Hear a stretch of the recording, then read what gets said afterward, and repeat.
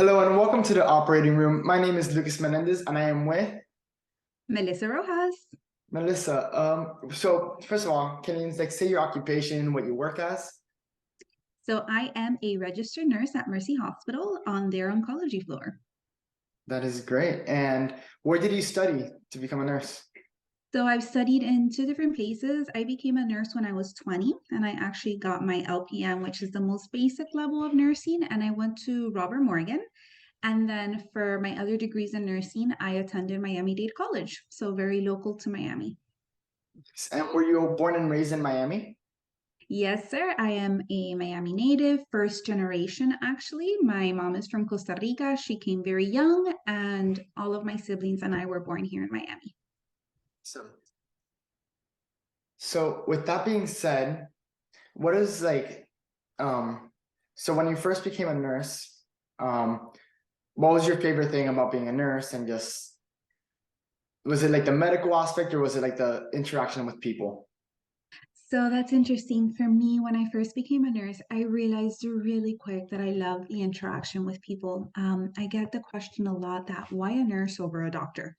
Or why don't you go for your physician's assistant or become a doctor? That never really interested me. I still love being with my patients. I love the bedside nursing. I love attending to them. And while I have a high regard and respect for the doctors, because they're the ones that make the decisions and we execute, I still enjoy doing the execution part of the orders. So for me, it really is the interaction with the people. And um, so I know that you had breast cancer several times in your life, right? So can you say how many times have you had breast cancer and just in general how that experience was? Okay, um, so my story is a little bit long.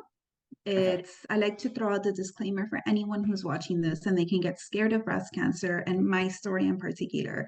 I am like one in a million chance of what's happened to me. So not everyone that gets breast cancer, a woman that experiences breast cancer is going to have my story. But I was 28 when I was diagnosed with breast cancer. I actually found the tumor myself when I was 27 years old, just a random thing. Like I happened to touch my breast and I was like, oh, well, that's funky. I went to the doctor. I did an ultrasound, and unfortunately, because it wasn't meant to be, they didn't notice the tumor. 10 months later, this was 27. When I turned 28, I said, this thing, whatever it is still there. It's bothering me. Let me go back. Let me get it checked. My husband and I were about to celebrate our 1 year wedding anniversary. We wanted to have more children. And I said, you know what, let's just get this checked. And everything turned out very differently. I got another ultrasound done that very quickly led to a biopsy, and very quickly after that led to the first diagnosis of breast cancer.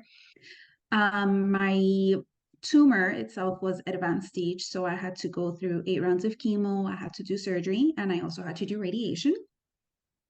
It was a lengthy process. I started the whole process of being diagnosed in November of 2013, and I didn't finish treatment in its entirety, including the chemo, surgery, and radiation, until July of 2014. And then I was given a clean bill of health. I had all of my scans, all of my blood work, and everything was good. We decided to try to have a baby after that, and we had the miracle of my second child, Paulo. Everything was fine during pregnancy. His first year of life, I was good, baby was good. He had no effects of the chemo that had been given so close in time to us conceiving the baby. And then when he was about 14 months, the second diagnosis came. I palpated another mass in the same exact spot that I had the first one. I didn't have a mastectomy when I was first diagnosed. It wasn't necessary.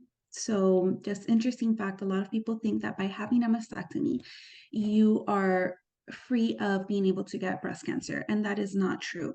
Because even when they perform a mastectomy, they still have to leave some breast tissue behind that's basically attached to that layer right underneath the skin. And For mhm. those that don't know what a mastectomy is.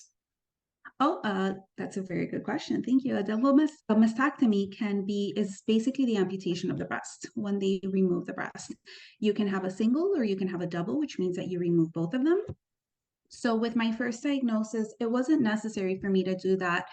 And since it is such an invasive surgery, because at the end of the day, it's an amputation of a body part. We decided not to do it, but with the second diagnosis, unfortunately, I had to have a double mastectomy, more chemo, and I was given another clean bill of health, but that was not the end. And so that happened in 2016. And then in May of 2018 came the third diagnosis. After the double mastectomy, it showed up in the lymph nodes. The lymph nodes, if you all know, are little bubbles that you have all over your body that help protect you. It's part of your immune system. And actually, cancer, many types of cancer can seep into the lymph nodes, including breast cancer in the axillas, in the clavicle. So when they went to go check, I had one that was affected. I had all my lymph nodes removed, and that was in 2018. And so far, clean bill of health, and that's the way I want to keep it. And out of all those three experiences you've had with cancer, Mhm. which one do you think was the most scary or So, when I was diagnosed the first time, I was 28 years old, and ignorance actually guarded me. I didn't understand the severity of breast cancer, right? Not the tumor itself, but what can come afterwards. So, breast cancer just doesn't stay in the breast. It can actually leave from the breast and travel to several different organs of the body, the bones, the lungs, the liver, the brain. And at that point, it's considered metastatic and uncurable. So, normally, you're terminal at that point. I didn't know any of these facts, right? But of course, as a nurse, I was already a nurse when I was diagnosed. The way that I coped was kind of diving into everything and understanding my treatment, my medicine, and I went learning. Although ignorance still, guarded me. The first diagnosis was a shock, but I said, okay, we can get through this. The second one was more brutal. I had a 14-month-old at home. Chris was 13 at the time, if that, 12, 13 years old. So it was different, it was harder. But I think the hardest part of everything was a mix of two things.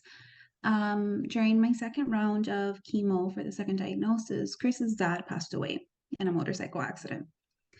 And the realization hit that what happens if he gets left without a biological parent? And then the third diagnosis came. And that third diagnosis was the most devastating because then we really knew. I felt at that point it's really out of my control. I've done the chemo, I've done the radiation, I've done the surgeries. I take oral chemo. I would get monthly injections to ward it off. I had a total hysterectomy to remove the ovaries for greater prevention. And here we were again. So to me, the mixture of Chris's dad passing away and the third diagnosis together were definitely the most devastating for me. and Chris is one of your sons, right? Chris is one of my sons. He's the 19-year-old who's at FIU. Also, but yeah, I'm so sorry for your loss. And I did want to ask you also is, has surviving breast cancer and seeing and going through all the things that you've gone through in your life, has that changed your perspective on life? Absolutely. So I think that it's so cool to see people from the outside, right? Me looking in, looking at you, looking at other people. You all live with this beautiful veil. And I think it's amazing. And I would never want to rip it from anyone. But you all live with this veil that, there's a possibility that that you can die at any moment, right? Like you can go out and get hit by a bus and that's it. Life is over. But you don't live with the constant worry that there's something inside of me that can invade my body and kill me, right? And that veil was ripped from me. But at the same time of being ripped from me, it's given me the perspective that truly life, like when I say life is fragile, I understand it at a very deep, deep level. So I enjoy my time more. I do what makes me happy. My priorities don't change. It's first God, my husband, and my kids, right? Then everything else comes after. Work I love, but it doesn't come first. There's not enough money in the world that you're going to put in front of me for me to want to choose money over spending time with my kids or having the freedom to spend time with my kids. So for that, I'm grateful. right? Because I think a lot of us get into this race that we don't realize how much time we're wasting and how much time we're losing with the things that are most important. And I refuse to do that. And for that, I am grateful for that perspective that cancer has given me on life. It's very sweet. Um, and so it changed your perspective on life. And if we're looking at it also from a work view, do you think that it changed the way that you view your job and the way that you treat people in your job, like your patients, your coworkers? So yes, I would hope so, right? I've decided to dedicate my career to oncology now for 2 years, which at the beginning was a little bit of a touch and go because it was either I was going to love it and I was going to dive into it, or it was going to be like, this is too much for me. I can't handle all the cancer. I don't want any more cancer, and just say no. I chose to dive into it. And now there's been days I come home crying where I hurt for the people because I know the hurt they're going through. But I love it. And it has changed my practice because I've been the patient. You see, I've been the one in the bed where I can't do for myself. I've been the one that has had the strength to move from the bed to the bathroom, throw up, and then have to call for help because that was all the strength that I had. I was done. So when I treat my patients, I treat them from that perspective. You see, a lot of people don't understand that cancer hurts, treatment hurts. It hurts in ways that you can't even begin to imagine. So when they're cranky, when they don't want anything, when you can't seem to understand them, I get it. While I still can't take their pain away and I probably won't be able to satisfy them, but I come from a perspective where I truly understand them. I've been there. And when I treat my patients and when I get on the floor, I'm always grateful that I can give back to what has given to me. And I think I also treat my coworkers in the same way. I offer them any advice, any insight that can try to help them understand the tougher patients, right? Because they're not always great, they're not always happy. And also just anything. I mean, they'll sometimes be like, "Are you open to telling me?" Or I'm like, "Of course, if it's gonna help you and explain or give you any insights, I'm an open book." So it definitely has changed my practice and how I practice and how I treat others and my coworkers. It's beautiful. And do you think that you're more observant with things after you got cancer? Or So do you mean on a personal level or on a professional? on both levels? So yes, after cancer and as the weeks and months pass, uh, it, I think it would be safe to say that most cancer patients are pretty obsessive with everything, right? They feel something, they see something, something hurts, and they're like, "Oh shit." All the light bulbs go off, right? All the red lights are like flashing, and you're like, "Fuck, something is going on." Right. So, yes, actually, for some time after, I think that's even part of the trauma of going through cancer, is you are highly observant, highly vigilant. I mean, compulsive, I would say, obsessive compulsive. But I think it's a survival tactic, right? Most of us don't want to die. We want to live full lives and see our families. So definitely on a very personal level, it made me much more observant, even of my kids, anything. I'm always, there's not a family history of cancer in my family. I'm just a fluke, and I want to keep it that way, right? I'll remain as the fluke. But I'm vigilant of my children too. Anything hurts them too much, or it's just bothering for too many days, I'm like, oh, let's see what's going on, right? And when it comes to my practice, absolutely. I mean, I definitely give my patients the space and time to speak about everything. I see things that some other people are like, "How did you notice that?" And in my mind, I'm like, "How did you not?" But they didn't because they haven't experienced it, right? So it's unfair for them to see it. But it does make me much more observant, much more aware. Um, yeah, definitely. To a fault. And speaking of your coworkers, so you do have a higher position, right? Because you're just not you're not a nurse. You are a charge nurse, right? Mm-hmm. So what leadership positions do you take on as a charge nurse over like being just a registered nurse? So, disclaimer, I love being a floor nurse and a bedside nurse. I actually avoid the charge nurse as much as possible, but being a charge nurse is a huge responsibility. Our floor has 40 beds, and I would say between 94 to 96% of the time we are at capacity, which is at 40 or just shy of the 40, right?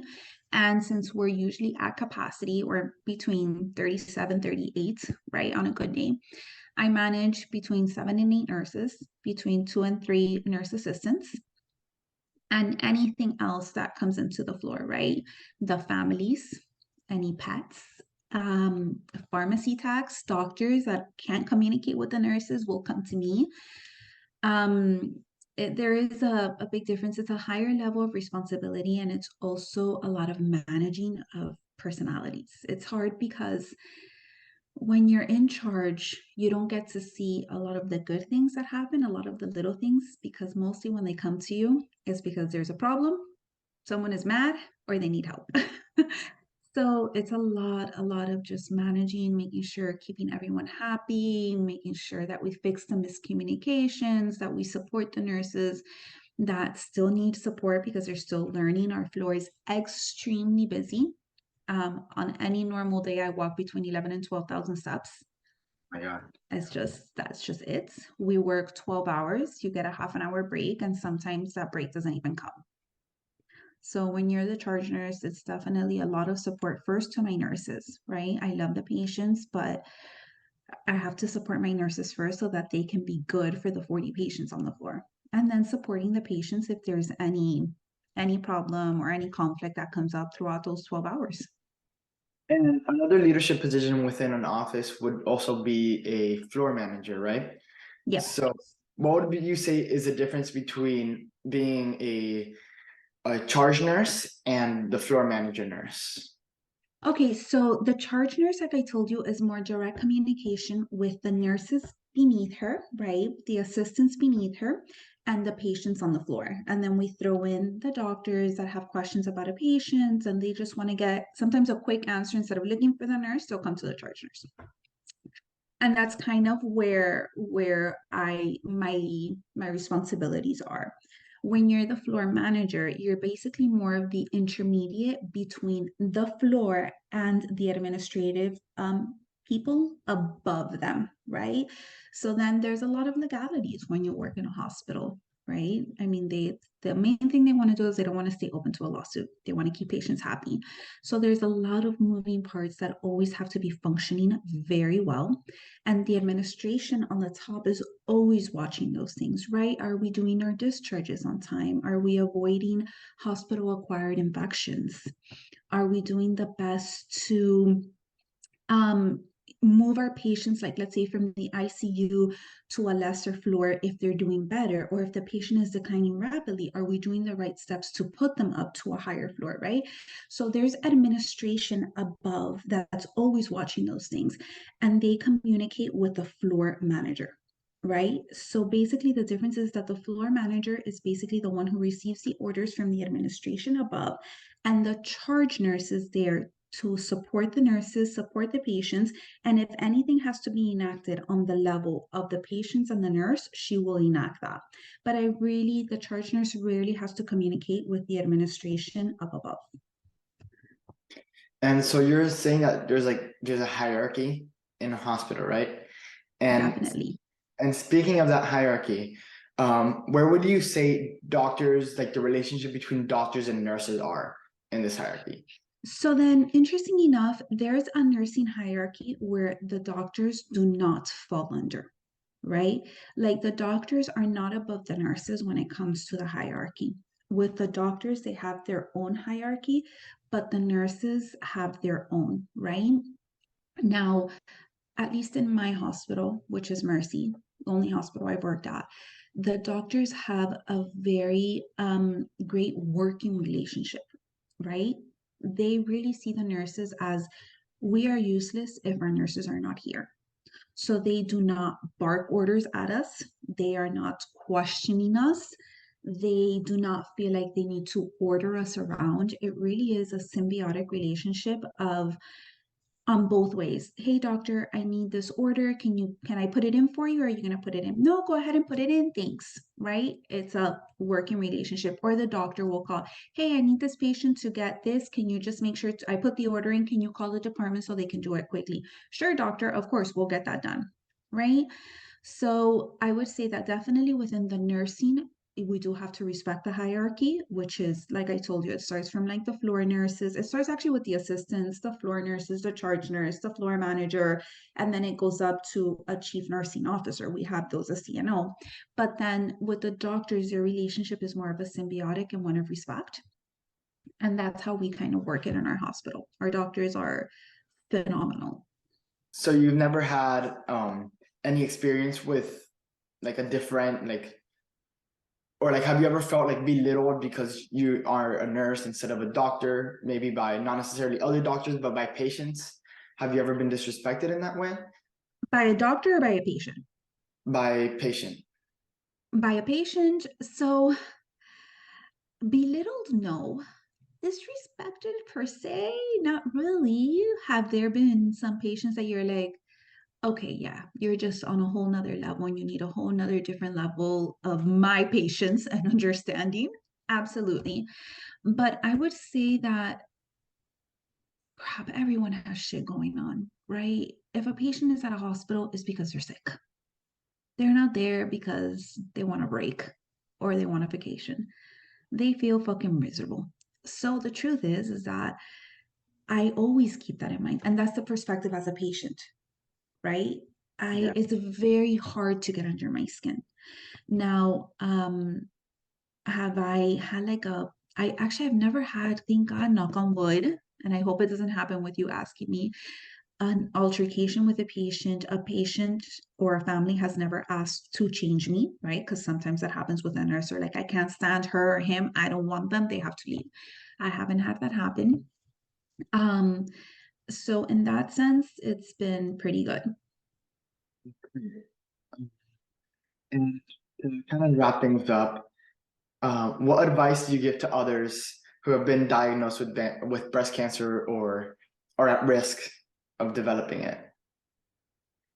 So I think for those that are at risk of developing, and just so we're clear, people who are at risk of developing breast cancer are those who come with a family history, who have taken hormonal therapy, who drink heavily, who are overweight. So for those people who are actually scared that they feel they are at risk, I would say that they have to do their self checks, right?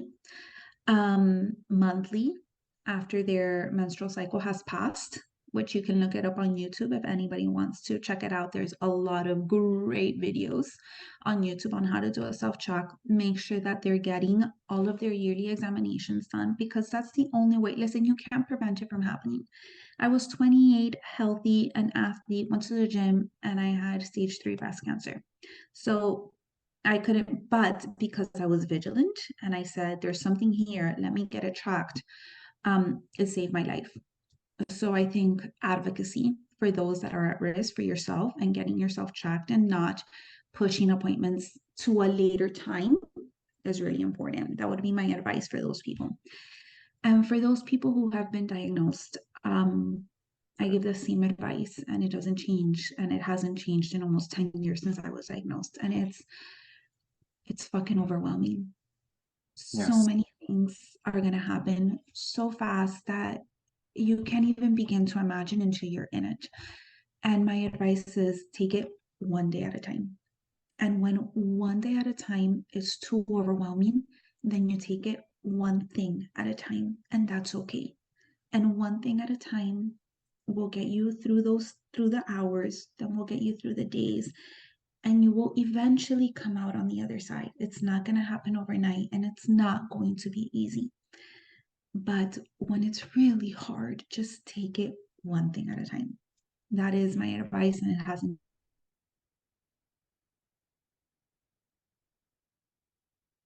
Oh, I think you disconnected.